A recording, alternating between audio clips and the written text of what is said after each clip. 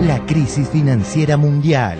Vuelven a caer todas las bolsas. Caen las bolsas, derrumbe los mercados de Europa por la amenaza de default en Grecia. Las bolsas siguen en baja. Los mercados están en mucha turbulencia. Es una situación muy peligrosa, yo estoy muy preocupado. El lunes negro, trabajan las bolsas. Todas abrieron con números rojos. La crisis de la economía europea continúa generando desconfianza en los mercados internacionales. Sí, pues en las otras bolsas europeas se repite el escenario, caídas generalizadas. Una volatilidad como nunca se ha visto en los mercados y crisis recurrentes donde las bolsas suben y bajan todos los días, creando la destrucción de miles de trabajos, pero también formidables rentabilidades que alguien se lleva. Argentina no pretende erigirse en modelo ni ejemplo de nadie, pero sí volver a ratificar la necesidad de formular claras reglas en materia de transferencias de capitales, en materia de especulación financiera. Ayer la novedad fue la reunión de los ministros de finanzas del Eurogrupo que tenían que resolver sobre el tema de la liberación del crédito para Grecia. Dijeron que va a seguir un durísimo ajuste que entre otras cosas va a significar la pérdida de trabajo para 30.000 personas que trabajan en el Estado. Van a seguir con los recortes de gastos, van a aumentar impuestos. Yo no sé qué quieren realmente estos países. ¿Qué quieren? ¿Dejarlos sin personas? ¿Sin habitantes? ¿Quieren liquidar a medio Grecia para que se cumplen con las pautas cerradas que el fondo y la tosudez de Angela Merkel quieren? Ya lo hicieron con Argentina. Nos mandaron al fondo del abismo en el año 2001. ¿Cómo no aprenden? ¿Cómo no se modifican? ¿Cómo siguen apretando y ajustando sobre las economías y sobre las personas? Es tremendo realmente. No se puede seguir pidiendo ajuste, ajuste tras ajuste con el tendal social que eso está dejando. Lamentablemente, como están operando el Banco Central Europeo y los países de la Unión Europea, están pensando más en qué respuesta le dan a estos fondos especulativos que a las poblaciones de los países afectados. Con lo cual, es una pulseada en la cual siempre pierden las poblaciones de los países afectados y siempre ganan los especuladores. La crisis financiera mundial. Los indignados llegaron a Estados Unidos. Manifestantes del movimiento que ocupa Wall Street y volvieron a marchar ayer en el centro financiero de Nueva York. Los indignados se hacen llamar. Se está viendo cómo el movimiento de los indignados, aunque muchos medios en el mundo traten de acallarlo, cómo el movimiento de los indignados pasó a Estados Unidos y está latente ahí. Durante el fin de semana se vio las movilizaciones en todo Estados Unidos. Here at Occupy Wall Street, here at Liberty Park, many things have gone down this week, many arrests, many beatdowns by the police, but there's still hundreds of people out here putting their bodies on the line for their beliefs. Sin lugar a dudas, algo que era impensado, que en los Estados Unidos se llevara adelante una manifestación con estas características y en varias ciudades, por cierto. ¿Qué es lo que está pasando? Bueno, yo pienso que ahora tenemos un momento muy especial en los Estados Unidos. Es que finalmente la gente joven está más que nada movilizada para reclamar de que no tenemos empleo, que no tenemos seguro de salud, que no tenemos educación pública muy buena. Entonces la gente está ya harta. Lo cierto es que en Estados Unidos, país de libertad, de la democracia, no son muy tolerantes con las movilizaciones sociales. Metieron a 700 presos de una.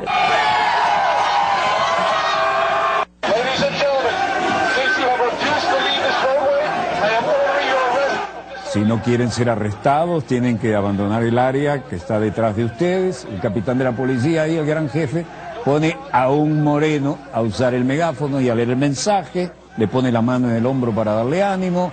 Y después dijeron, estos tipos no se mueven. Ahí está, el puente de Brooklyn. Por supuesto, esto no lo transmitieron las grandes cadenas de televisión de Estados Unidos. Esto está tomado, como pueden imaginarse, con camaritas de aficionado y subidos a las redes.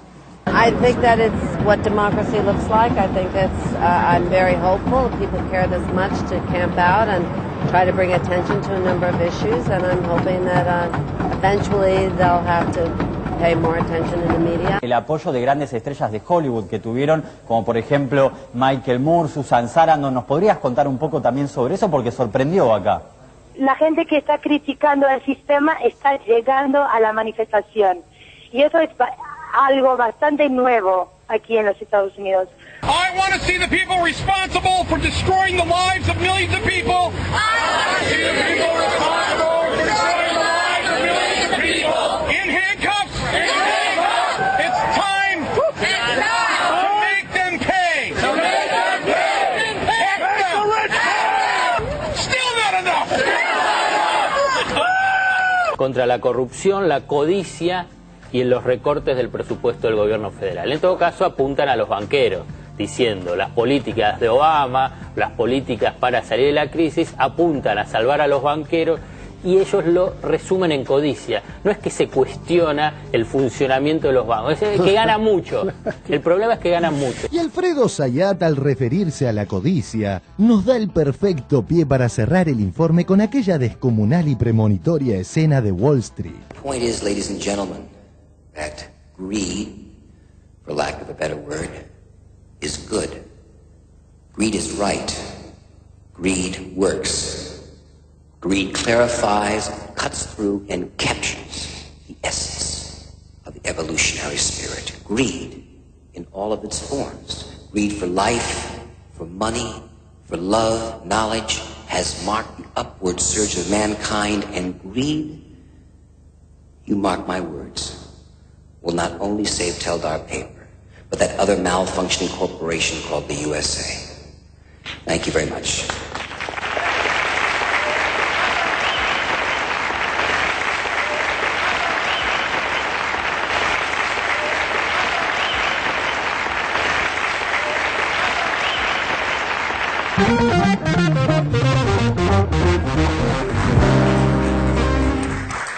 Bueno, muy bien, muy interesante la escena que estábamos viendo recién de la película, Axel. A ver, quiero preguntarte qué es lo que estás viendo, qué te parece esto de que Estados Unidos haya ingresado de alguna manera finalmente a este contexto de crisis, ¿no?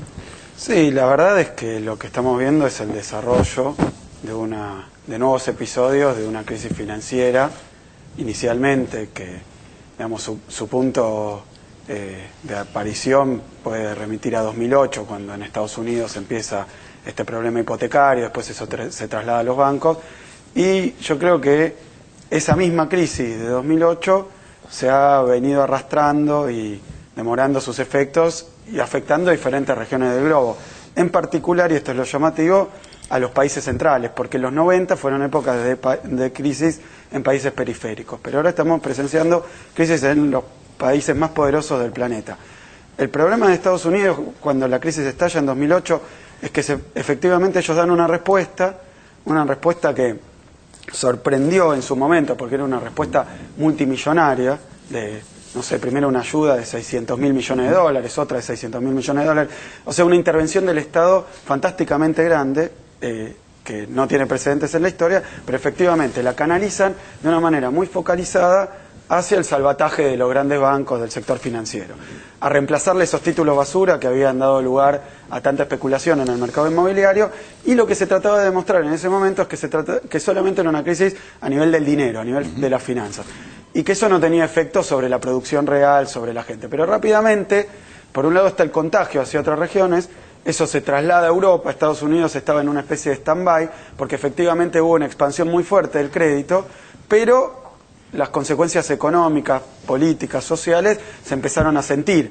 ¿De qué manera? Bueno, la tasa de desempleo en Estados Unidos hoy, por primera vez en muchísimo tiempo, es más alta que la de Argentina. Estamos con cerca de 9 puntos y pico de desempleo, y en Argentina estamos en 7 y pico. Quiere decir que la economía norteamericana está muy herida. Estos son, en el caso de Norteamérica, millones y millones de desempleados, que bueno, que de nuevo, una ayuda en principio financiera, sirvió para paliar los efectos más inmediatos de la crisis. Pero eso se trasladó a la producción y al empleo, y hoy la tragedia de Estados Unidos, el movimiento de tragedia que hay en Estados Unidos, es ese intento desesperado de Obama, probablemente con fines electorales, se ve porque hizo algunos intentos, pero ahora decididamente dijo no.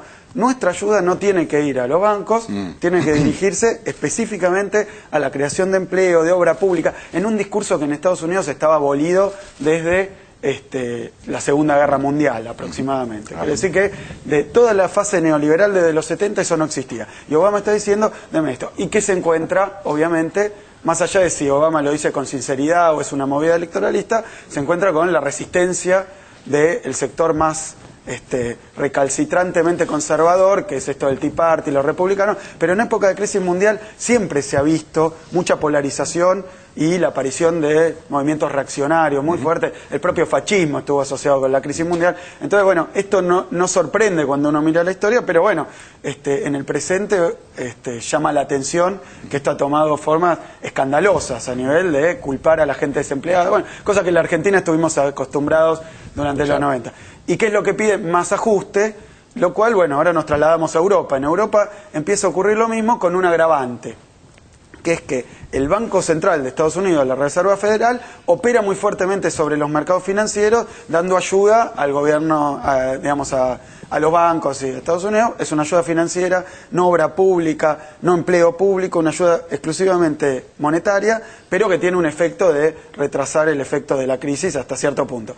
En Europa lo que pasa es que tenés un contexto de países de muy distinta situación, y cuando empieza a ocurrir la crisis que en principio aparece, detona como crisis financiera, ahí tienen el problema de que su unión, la Unión Europea, es una unión meramente monetaria. Entonces el Banco Central Europeo empieza a tener reticencia para dar ayuda a los países que tienen problemas, en principio de déficit, deuda, estos problemas, principios financieros, y sus bancos tienen problemas. Entonces, que sí, que le dan ayuda, que no le dan ayuda, y todo está planteado, en el caso de Grecia, en el contexto de si se caen los bancos, no se caen los bancos, si el gobierno entra en default, no entra en default. Y mientras tanto se está dando una tragedia social, una tragedia a nivel de la vida de la gente, donde tenemos ya arriba de 20% de desempleo en España, y los países empiezan a entrar también en tasa de desempleo para la Unión Europea arriba del 10%. Estos son millones y millones de personas. Entonces, mientras los diarios están muy preocupados por el problema financiero, ahí vienen las recetas que son curar al enfermo matándolo. ¿Por qué? Porque lo que dicen es, vos tenés déficit, vos tenés problemas económicos como gobierno, tenés que hacer más ajuste. Entonces empiezan a echar empleados públicos, empiezan a recortar los seguros sociales, recortar la jubilación, un plan, pero tremendamente sanguinario el que están aplicando en estos países para salvar a los países de la recesión. Monetariamente no se puede hacer nada porque todos los países están en el euro y hay un solo banco central que no responde a los problemas de... Esto es como si Santiago del Estero tuviera un problema y el gobierno central dijera, bueno, eso es un problema de ellos, a nivel monetario no puedo hacer nada, fíjense cómo ajustan.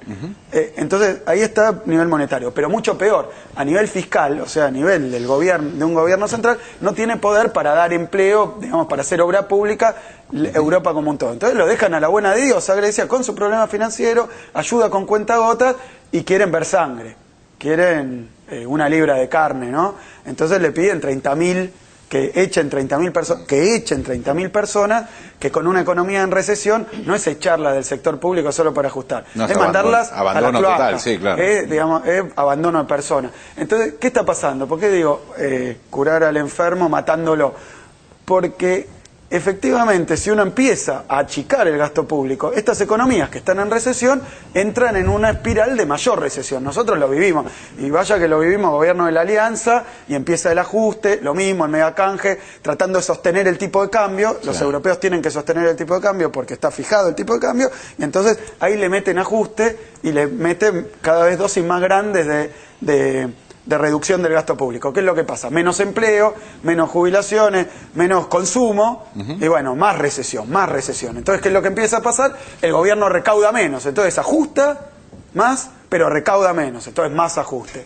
Este camino es tremendamente destructivo. En Estados Unidos vemos que Obama parece haber reaccionado después de las trompadas que le dieron al principio y después de haber tenido un asesoramiento monetarista, porque le decían que hay que hacer más ayuda para los bancos. Ayudaron a los bancos, bajaron la tasa, salvaron a todos los muchachos del sector financiero y ¿qué encontraron? Lo mismo.